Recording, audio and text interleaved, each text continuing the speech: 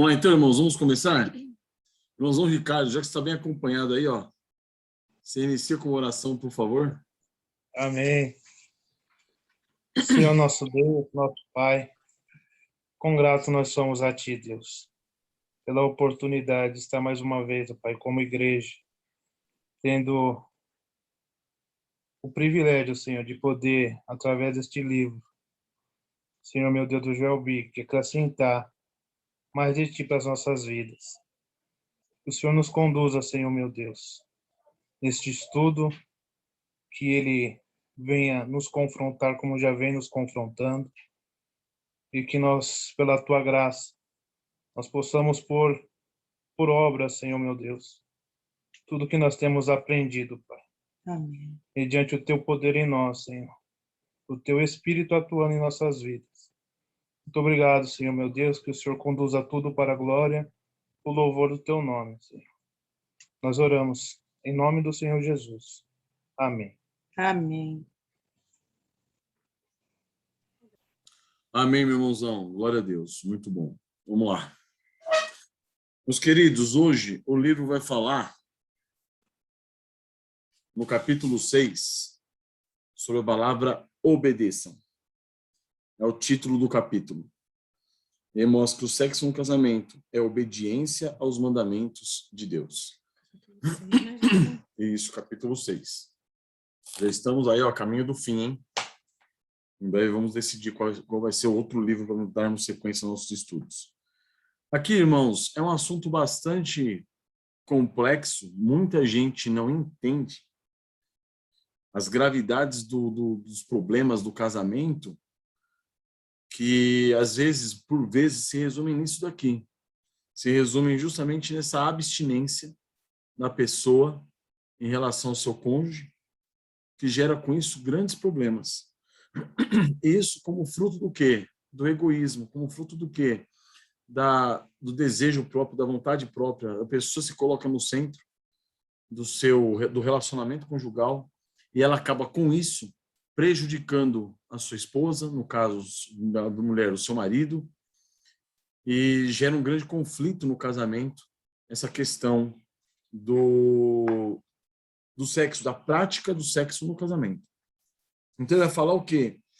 Ele começa dizendo que Deus ordena que nós tenhamos uma frequência, né, na relação sexual, uma regularidade, haja uma regularidade entre o casal com respeito à relação sexual. Então é importante que nós tenhamos isso em mente. Muitas vezes no casamento a paixão pode esfriar, né? A gente vê muitas vezes que isso acontece quando nós estamos no namoro, no período de namoro. O calor, a paixão é muito forte e o desejo de praticar a relação sexual é muito grande. Nós, como crentes, temos em vista o que? A abstinência, nesse período de reconhecimento mútuo. Só que quando nós entramos no casamento, muitas vezes, parece que o dia a dia da relação conjugal, somado aos problemas, né, alguma indisposição, isso, a própria rotina, uma indisposição com respeito à saúde, muitas vezes, isso acaba atrapalhando as muitas responsabilidades e tornar o relacionamento comum e corriqueiro faz com que você, muitas vezes, se deixe levar por situações e a ponto de não querer manter essa relação sexual com uma certa frequência e regularidade.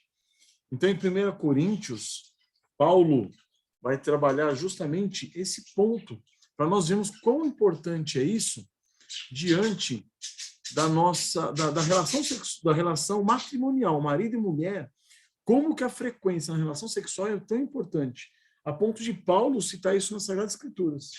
Ele cita aqui, em 1 Coríntios 7, 3-5, eu vou ler no livrinho, o marido cumpre a sua responsabilidade conjugal para com sua mulher, e do mesmo modo a mulher para com o marido.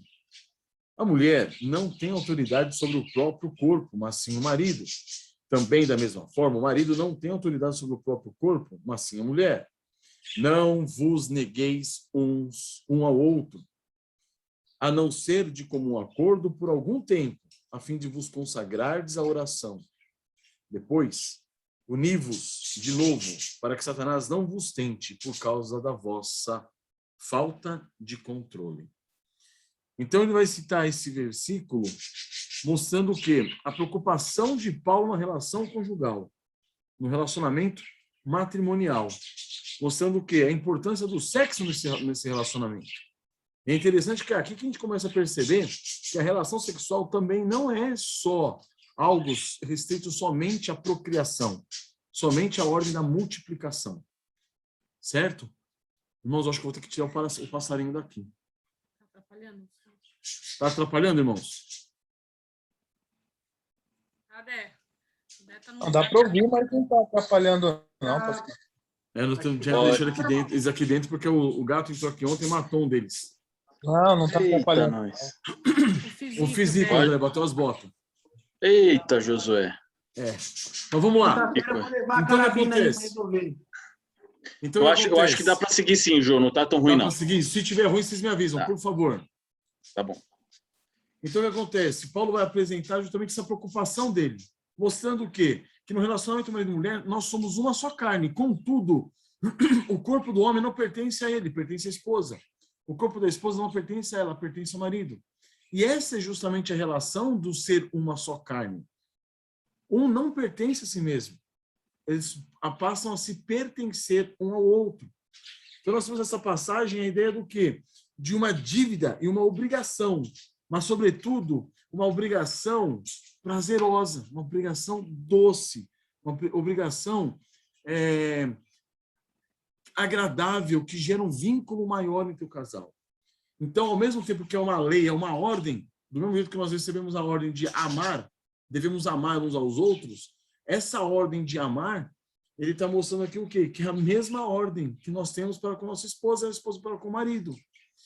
Amem-se. Ame marido e sua esposa. Esposa, ame seu marido. Ambos doem-se um ao outro.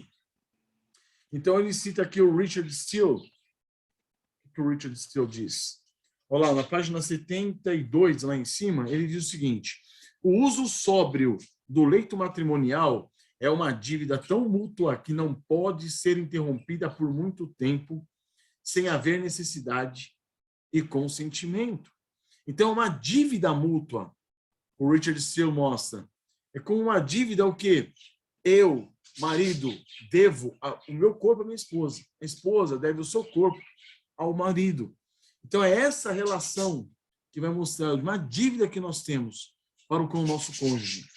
William Gould também mostra o seguinte: é chamada benevolência porque deve ser realizada com boa vontade e prazer, de forma voluntária, com prontidão e alegria. Por isso se diz que é devida, por ser uma dívida que a mulher tem para com seu marido e ele para com ela. Então é uma relação de dívida, irmãos, como já foi dito. O marido deve o seu corpo à sua esposa, a esposa deve o seu corpo ao seu marido. Então é um dever que Deus nos coloca, uma ordem que Deus nos dá, mas uma ordem agradável, um dever santo, um dever que nos dá prazer de nos entregar um ao outro. Com licença, que estão me atrapalhando. A ideia é que essa união, ela não seja somente aquela união de ser uma só carne mística, né, de forma mística, mas também é uma união que se consolida fisicamente. Então, também é uma união física, onde os dois se tornam um e tem esse compartilhar do corpo, onde um passa realmente a pertencer ao outro de maneira física mesmo. Então, isso é algo que Deus determinou para o casamento, que não é optativo, né? Não é algo assim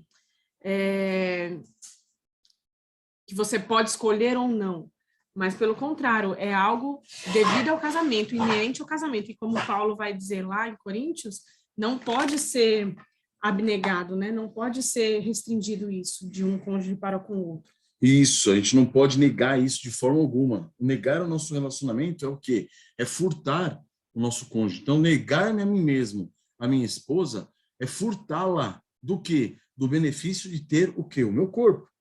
E assim vice-versa. Então, não é algo que deve ser usado como recompensa também em barganha. Existem muitos casais que acontece isso. A mulher faz chantagem com o marido referente ao quê? Referente à prática sexual. O marido faz chantagem com a mulher também referente à prática sexual, à relação sexual.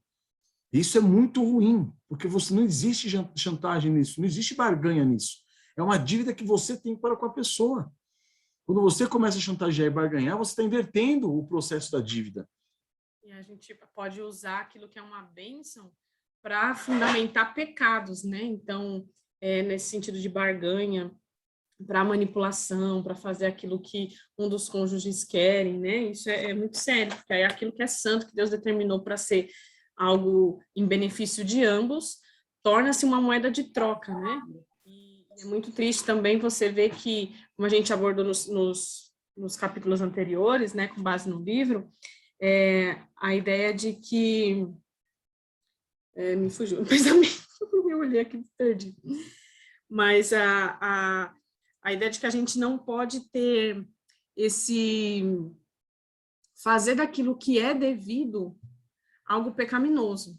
Então, muitos casais, achei o meu pensamento, muitos casais vivem em contenda e nessas horas acabam se usando da prática sexual para trazer mais problemas. Então, coloca recompensas em alguns cantos, ou em alguns momentos, ou como punição. Então, deixa-se aquilo se estender, né, vai restringindo, né, e no momento onde a pessoa se aproveita que a pessoa está carente, que o esposo ou a esposa está naquela necessidade, aí vai e usa aquilo como maneira de manipular. Então, isso é muito ruim, porque a bênção de Deus acaba se tornando... Olha onde que está lá. Entenderam, irmãos? Então, essa regularidade, essa frequência, elas são muito importantes. E na concepção do quê? De que eu estou em dívida para com minha esposa está em dívida para comigo. Então, cada um de nós temos que ter essa consciência. Não é um favor que eu faço à minha esposa. Não é um favor que ela faz a mim. Não existe essa questão de favor. Eu me entrego como um favor que eu estou fazendo para ela. Não, eu me entrego a ela, por quê? Porque eu estou endividado com ela. Ela tem que se entregar a mim, ao marido, né? A mulher tem que se entregar ao marido porque ela está endividada para com o marido. Então, essa relação mútua é importantíssima, irmãos. Essa relação de recompensa e barganha, ela é muito prejudicial, irmãos. Acaba com o casamento. Vocês terem noção, acaba com o casamento. Então, tem muitos homens que são usados pela esposa, são manipulados pela esposa. Justamente por quê? Por causa da cama. E isso é vil, é pequeno, é desprezível, é você fazer do sexo algo nojento, moeda de troca. Isso é absurdo. Então, amados, ele vai mostrar o quê? A regularidade e a frequência são muito importantes na relação conjugal, e é isso que está mostrando Paulo aqui em 1 Coríntios 7, onde vai mostrar também o quê? Que as únicas exceções devidas a essa situação são questões do quê? Ou de saúde ou de piedade. Então, você está querendo se separar, você e seu marido, né? Ou você e sua esposa, estão querendo se consagrar ao Senhor por um período de tempo, jejuando e orando. E nesse período de tempo vocês os dois combinam do quê? De se absterem sexualmente. Então, é uma exceção. Essa aqui é uma exceção o quê? Permitida, mas tem que ser o quê? Combinado entre os dois. Não é o marido chegando em casa dando uma decisão falando assim, mulher, uma semana estou consagrado, você vai ficar sem conta comigo, né? Não existe isso, é algo de consentimento mútuo. Ambos, os dois, têm que estarem de acordo com essa situação. E Paulo fala que mesmo os dois estando de acordo, não pode ser por um longo período de tempo, para que eles não se abram a tentações, não se abram a pecados, né? Não fiquem vulneráveis a pecados. Então, Paulo vai mostrar exatamente isso. E também com questões de saúde. Tem questões de saúde na qual o marido ou a esposa estão passando que o cônjuge deve respeitar, deve entender, deve considerar. né? E deve o quê? Chorar com os que choram. Seu marido está chorando, está passando dificuldades, esposa, condescenda com ele. Se a esposa está passando dificuldades, marido, condescenda com ela. Então, essa relação, irmãos, de contínua preocupação um com o outro, isso é importantíssimo no casamento. E a ideia de todos os princípios bíblicos, né, serem aplicados em todas as circunstâncias, então, inclusive nessa, né? E a gente vê o caráter de proteção que tem isso, né, dentro do casamento, porque Paulo também vai dizer da importância de se permanecer solteiro e vai dizer também, né, para aqueles que estão casados, isso é uma bênção, né? Então, também tem esse caráter de proteção. E se a pessoa está casada, mas ela vive sem essa regularidade, né, como se não estivesse casado, né, privado disso, isso vai acarretar muitos problemas, né?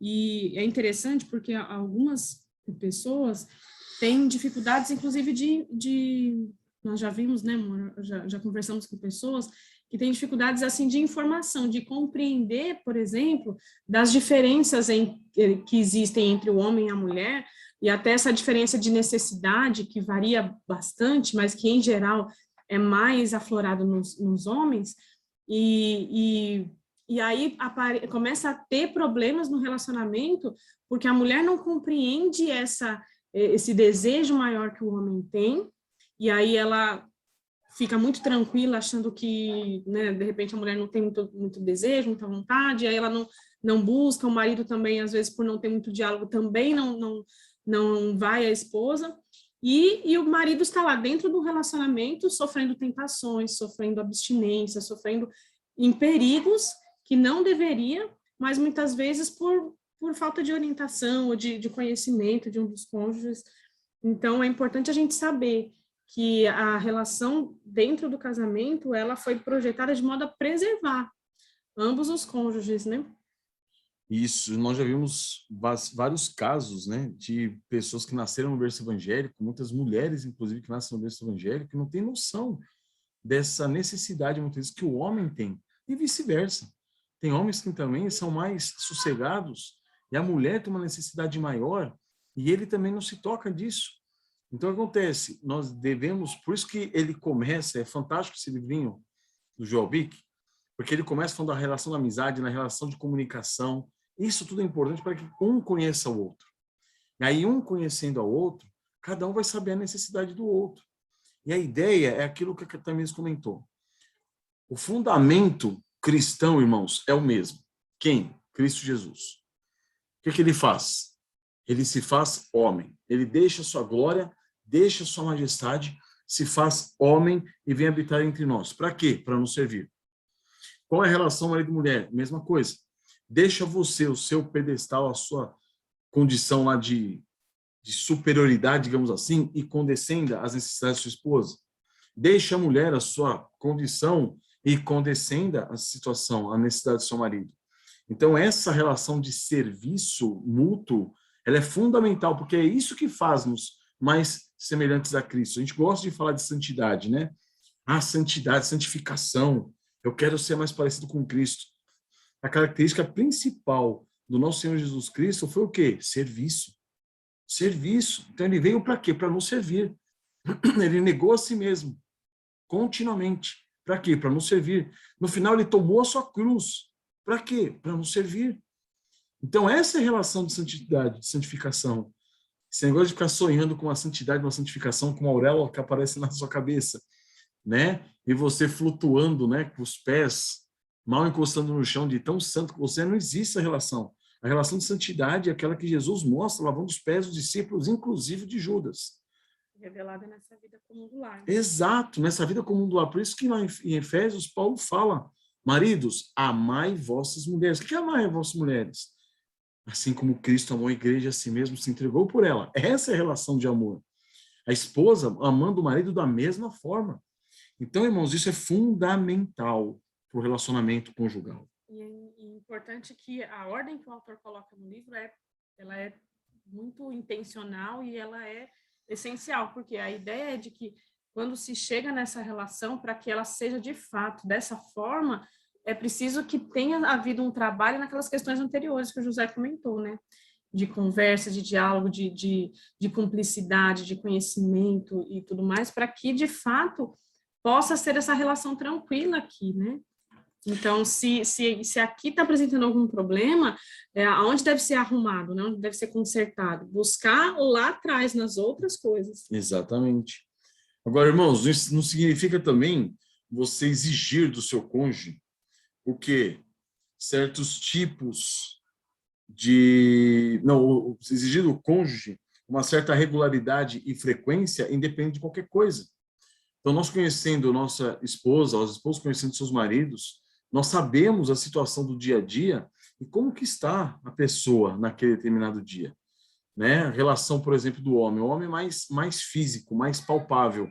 A mulher já é mais emocional.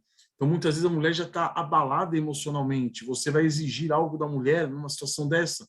Então, você também tem que servi-la na situação em que ela está passando, ainda que você esteja o quê? Se negando a si mesmo. Então, irmãos, é nessa relação mútua de serviço que nós começamos a entender e paramos de exigir os nossos direitos. Exigir aquilo que nos cabe, ainda que por direito, mas estando prontos a quê? A servir, a estar junto.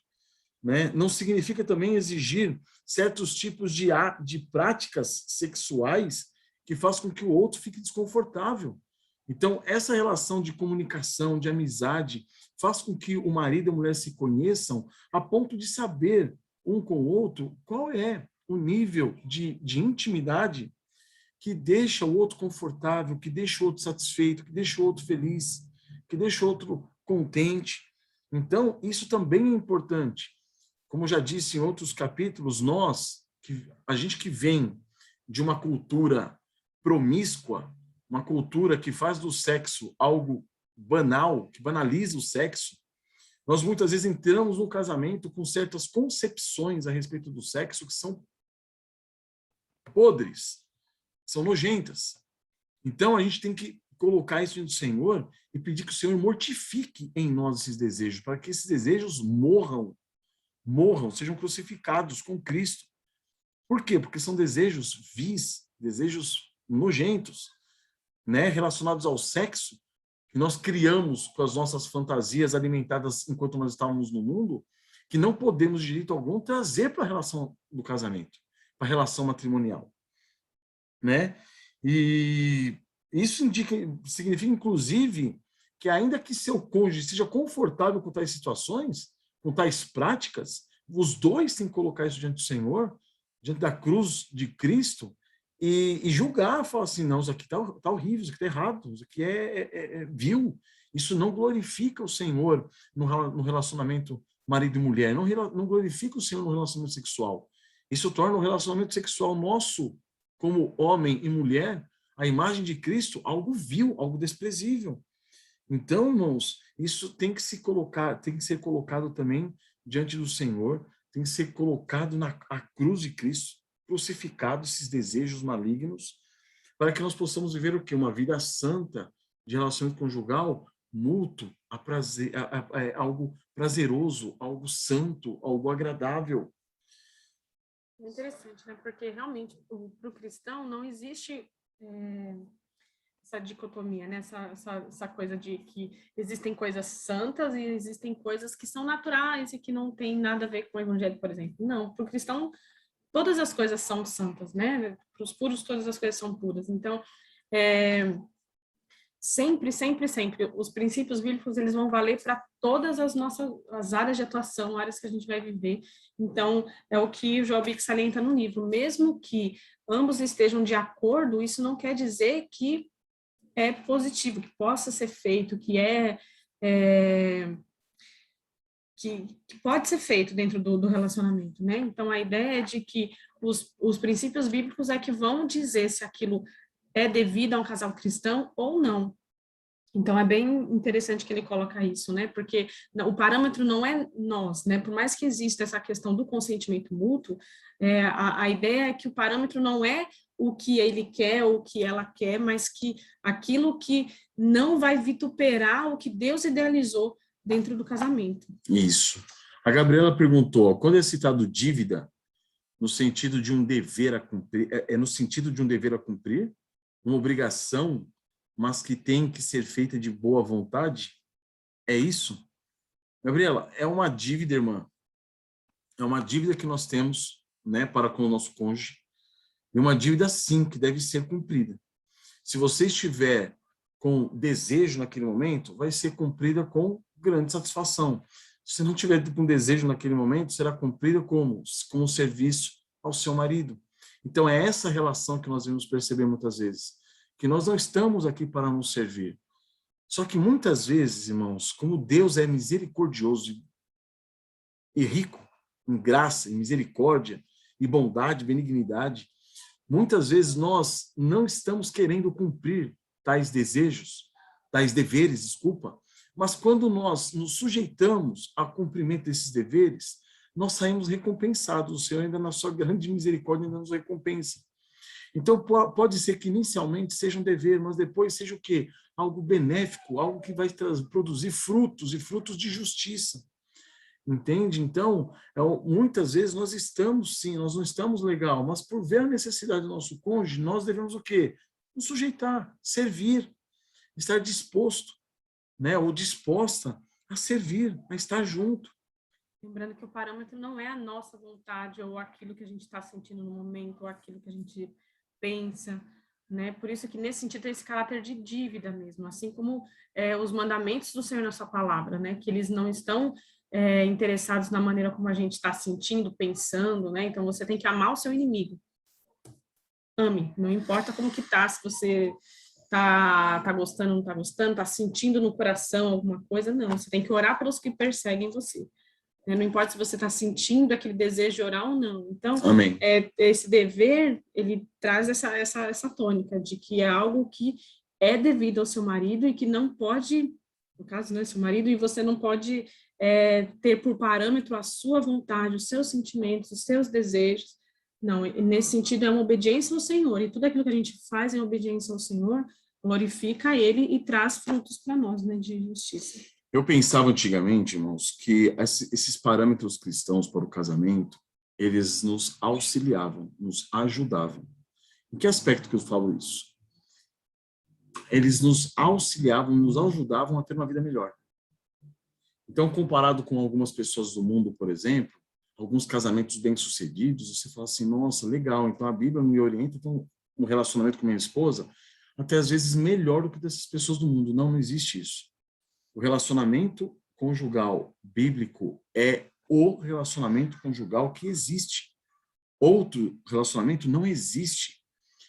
Eu digo para vocês, irmãos, não existe relacionamento conjugal no mundo que seja feliz. Não existe. As pessoas, por que não existe? Porque as pessoas do mundo, elas entregues a si mesmas, às suas próprias paixões, elas estão buscando os seus próprios prazeres. Então, elas não conseguem entender essas relações. Essa relação de doação, de serviço, de entregar-se pelo outro, entregar-se pelo seu cônjuge. Não existe isso no mundo. O mundo, a pessoa casa atrás do quê? Dos seus próprios interesses, de fazer os seus próprios caprichos, suas próprias paixões. Então, amados, essa é uma relação santa. E é nesse aspecto que ela é santa. Quando você deixa de olhar para você mesmo e começa a se preocupar com o desejo do seu marido, da sua esposa. Essa é a relação. Como que o seu marido está? Tá precisando? Sirva-o. Como que sua esposa está? Está precisando? Sirva-a. E ela, em contrapartida, vendo muitas vezes que você está fazendo, está tentando fazer aqui, está tentando servi-la, muitas vezes pode ser que ela pegue e fale assim, ó, amor, estou vendo que você não está legal hoje, vamos deixar para outra hora, para amanhã. Entende? Então, uma relação onde os dois estão querendo se servir, irmãos, isso é bênção, é graça de Deus. Um constrange o outro, o amor de um constrange o outro. Não foi desse modo que Cristo fez conosco. Não é esse grande amor que Cristo demonstrou a nós que nos constrange a vivermos vidas santas, a vivermos vidas entregues a Ele. E é fantástico isso, porque nós o amamos por quê? Porque Ele nos amou primeiro. Agora, como que você quer que sua esposa te sirva? Sirva-a primeiro. Como que você quer que seu marido te sirva? Sirva-o primeiro. Então, é essa relação. esteja disposto ou disposta a amar primeiro, a servir primeiro. E aí, você vai receber o quê? Bênção nesse relacionamento, nessa relação. Amém? Foi mais uma coisa? Não, só para complementar aquilo que você falou, que não existe um casal verdadeiramente feliz no mundo, né, entre os incrédulos, a gente vê que é justamente por isso, porque eles passam fases felizes de acordo com as suas necessidades sendo satisfeitas. E aí, à medida que isso começa a gerar frustração, ou que não atende mais às expectativas, ou que começa a ser sufocado por outras coisas, aquilo deixa de ser prazeroso e tudo mais, e a pessoa abre mão, que é justamente o problema daquele que é escravo do pecado, né? Ele vai buscar os seus benefícios. Então, muito provavelmente os irmãos devem conhecer casais em que, enquanto está tudo feliz, né, não tem nenhuma adversidade, aquele casal parece ser o mais feliz do mundo. Mas aí, muitas vezes, seja por conta de chegada de filhos, algo assim, começa a ter alguns problemas, ou, enfim, qualquer coisa que abale aquilo, né, que desestabiliza aquela relação de eu conseguir sempre o que me satisfaz, e eu conseguir sempre o que me satisfaz, alguma coisa que desestabiliza isso, e aí começa a ter que um abnegar da sua vontade para servir o outro, é que começam os problemas. Sim. Então, só que eles realmente, porque é algo sobrenatural, totalmente contra a nossa natureza, né? Então, é só o Espírito Santo de Deus que nos capacita a essa mortificação da carne, da nossa vontade, dos nossos desejos, e viver nesse serviço, né? Amém. Então, amados, sempre busquemos andar no nosso dia a dia, principalmente no relacionamento conjugal, fundamentados em princípios bíblicos, fundamentados em princípios cristãos, em princípios ensinados por Cristo Jesus a nós. Como que nós devemos nos relacionar uns com os outros? Do mesmo modo como Cristo se relacionou conosco. Nós somos a igreja dele. Nós somos a noiva dele. Então, do mesmo modo como ele se relacionou conosco, nós devemos nos relacionar uns com os outros. O sexo, irmãos, ele não tem um fim em si mesmo. Eu já vi muitas pessoas falarem que se casam, por quê? Porque aí vai ter relação sexual de graça. Homens promíscuos que estavam no mundo de uma vida desgraçada, que casam para quê? Para ter sexo gratuito. Irmãos, isso é vil, isso é desprezível. Então, o objetivo nosso no relacionamento não é o sexo. O sexo é uma parte que Deus, na sua infinita misericórdia, separou para nós, para que nós o quê? Aproveitássemos um do outro, gozássemos um do outro, sentíssemos prazer um no outro. Mas ele não tem um fim em si mesmo. Ele deve ser praticado de modo bíblico, com princípios bíblicos. Então, amados, lembrem-se, ainda que como um dever, o sexo no casamento é um ato do quê? De amor. É um dever que deve ser exercido como? Em amor. É o dever que nós temos de amar. E esse dever que nós temos de amar é um dever que nós temos de amar todas as pessoas. O seu vizinho, aquele seu vizinho meio antipático, que você não gosta muito, você tem o dever de amá-lo. Ah, mas eu não gosto dele, não importa, você tem o dever de amá-lo, você é cristão, você é cristã, você tem o dever de amá-lo. Agora, quanto mais o nosso cônjuge, é um dever, mas um dever do quê? De amar, é um dever que nos traz satisfação, realização, prazer. Então, a obediência da lei, irmãos, ela não exclui o amor. O dever não exclui o prazer. Nós temos isso muito em nossas mentes, porque nós associamos o quê? Lei com obrigação, obrigação com dever. E isso são coisas que eu não gosto. Quem disse? A obrigação é algo ruim. A obrigação é algo ruim, a lei é algo ruim. Por que Davi, no Salmo 19, diz, o quanto amo a tua lei? Não é isso? É o meu prazer, eu me deleito nela. Então, tudo isso, irmãos, e ele fala que a lei é mais doce do que o mel, do que o destilar dos favos. Então, é uma relação da grandeza da lei de Deus. Mas por quê?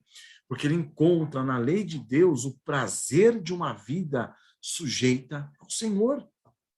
Sujeitar-nos ao Senhor pode parecer muitas vezes o que uma obrigação, um dever, porque vai contra a nossa carne. Mas a nossa vida espiritual, a vida de Cristo que está em nós, ela encontra o que nisso? Prazer, satisfação, alegria. É esse o ponto. Entendem? Alegria em obedecer. Isso. E aí ele cita na página 74, Provérbios. Provérbios 5, 18 e 19. Aqui, amor. Olha lá, nos dá um conselho extremamente sério. Que teu manancial seja bendito. Alegra-te com a esposa que tens desde a mocidade. Como corça amorosa e gazela graciosa, que os seios de tua esposa sempre te saciem e que te sintas sempre embriagado pelo seu amor. Então, amados, Deus nos chama a desfrutar apaixonadamente um do corpo do outro. Isso não é, irmãos, obedecer de forma mecânica, mas é amar de todo o coração. Entendem? Isso é benção. Isso ele vai nos mostrar, né? Ele vai citar aqui o William Goode, no caso, que vai dizer o seguinte, olha só, o homem deve sempre buscar satisfação em sua esposa e até mesmo sentir-se sempre embriagado pelo seu amor, assim como a mulher em relação ao seu marido. Então, toda a nossa satisfação, irmãos, com respeito ao nosso corpo, à nossa relação, deve ser encontrada em quem? No nosso cônjuge.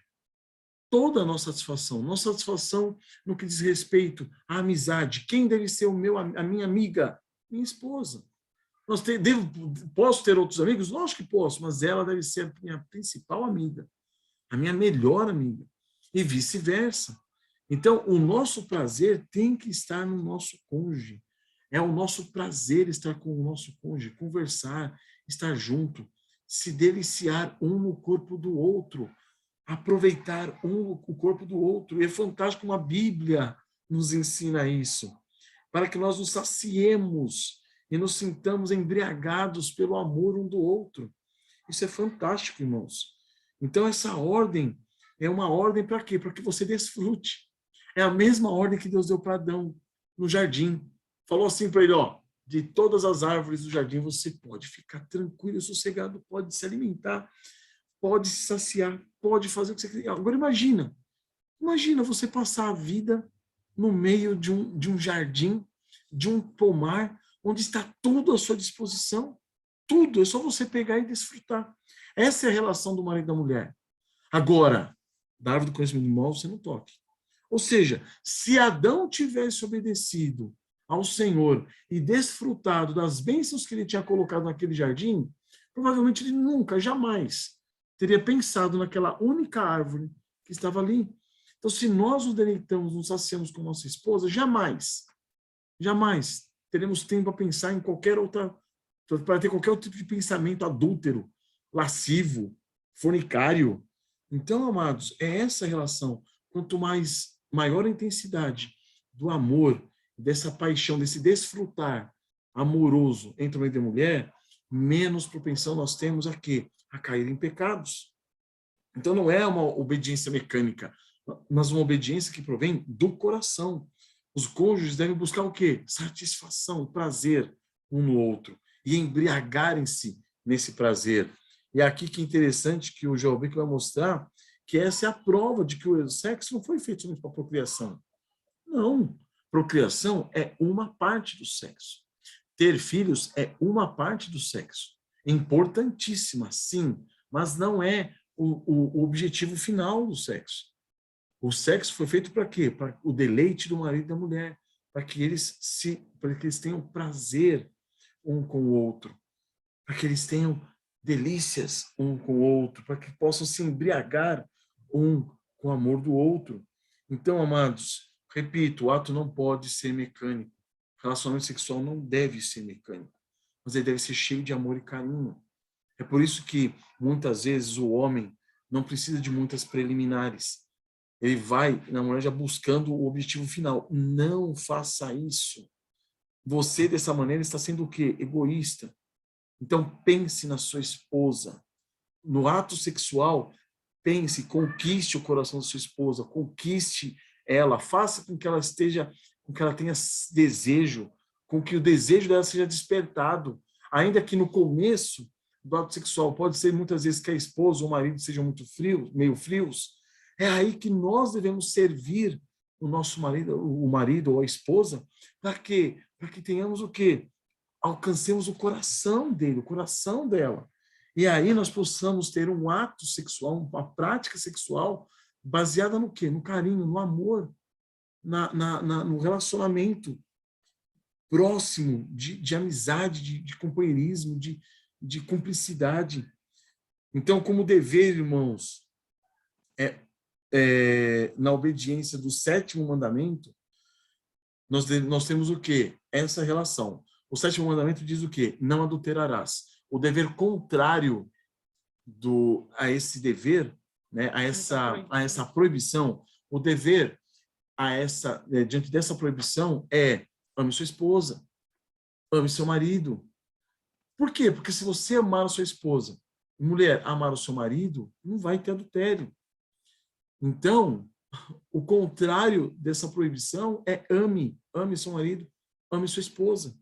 É essa relação que Deus nos traz.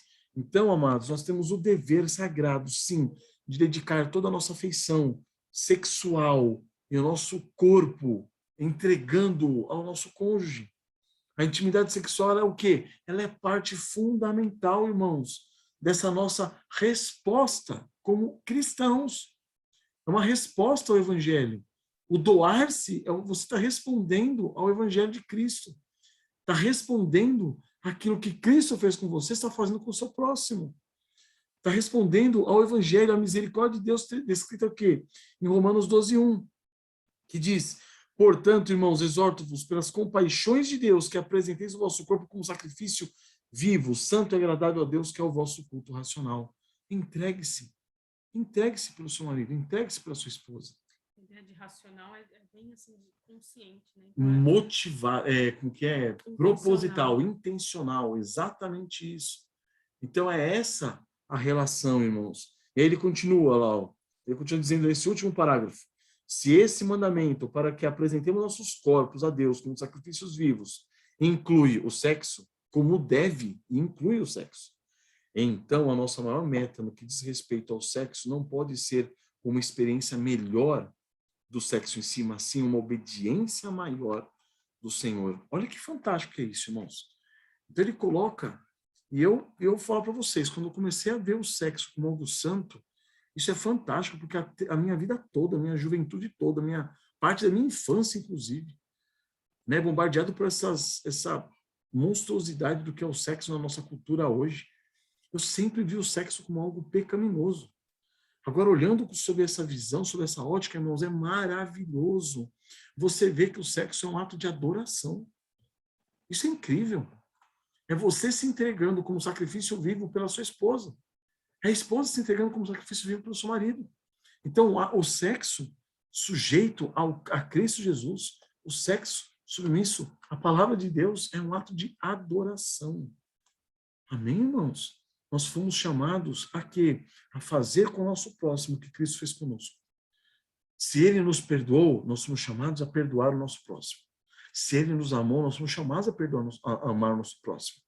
Agora, se nós temos uma esposa a qual nós amamos, se vocês mulheres têm um marido a quem vocês amam, ame-o na prática, entregando-se por eles, assim como Cristo se entregou por vocês. Amém? Algo a dizer, mulher? Irmãos, vamos orar então e a gente abre para a nossa conversa, tá bom? Amor, você ora para a gente, por favor? Ó Pai de infinita graça e bondade, nós te louvamos, ó Deus, e te agradecemos por essa oportunidade mais uma vez, ó Pai, como já foi orado. Nós te pedimos, Senhor, que o Senhor nos abençoe, ó Pai, como casais, ó Deus, cada família representada aqui, também aqueles que ouvirão depois, Senhor, essas palavras, para que o Senhor possa operar, ó Deus, com o teu Santo Espírito, nos movendo, ó Deus, a obedecer, Senhor, de coração a tua palavra, a nos alegrarmos, ó Pai, em obedecer a tua palavra. Que o Senhor possa operar nos nossas mentes e corações, ó Pai, dando tudo aquilo que nós necessitamos, ó Pai, para servir, ó Pai, que o Senhor possa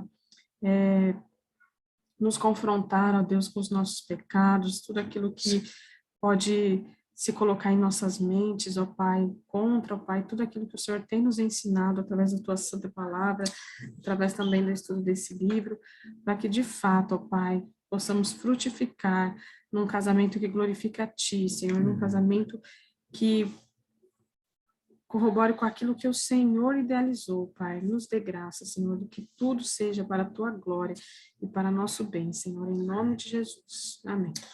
Amém, irmãos. Glória a Deus.